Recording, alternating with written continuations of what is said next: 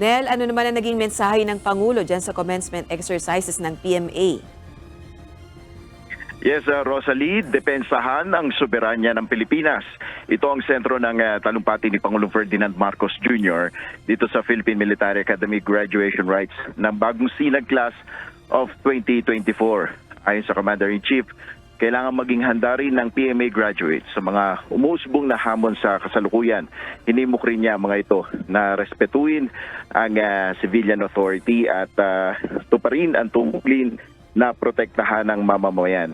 Kaugnay nito, inatasan ni PBBM ang PMA na repasuhin ang kurikulum nito upang umakma sa pagtugon sa mga hamon tulad ng battlefield o paglaban sa disinformation. Muling tiniyak ni Pangulong Marcos ang suporta sa Armed Forces of the Philippines.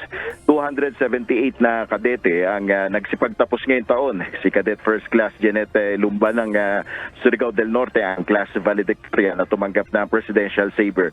Nakatanggap naman ng Vice Presidential Saber si Cadet First Class Mark Armuel Boyles na taga Novaliches, Quezon City na class salutatorian.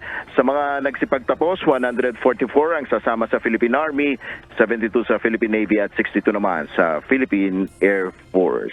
Yan muna ang ating update. Balik sa iyo, Rosalie. Nel, meron bang nabanggit ang Pangulo hinggil naman sa pagpapatatag pa ng kakayahan o ng kapasidad ng Armed Forces of the Philippines sa gitna ng mga hamong kinakaharap natin sa ating exclusive economic zone? Yes, yun nga rin ang isa sa mga nabanggit ng Pangulo, yung patuloy nga na suporta ng kanyang administrasyon dito sa ating kinakaharap na hamon, particular dyan sa West Philippine Sea.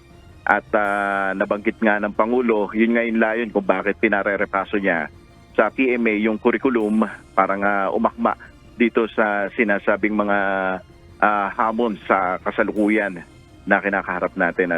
Isa dyan, yung pagdepensa nga natin sa teritoryo ng bansa at yung digital world na dapat ay umaakma na dito sa ating mga PMA graduates, yung mga future leader na sinasabi ni Pangulong Marcos, Rosalie.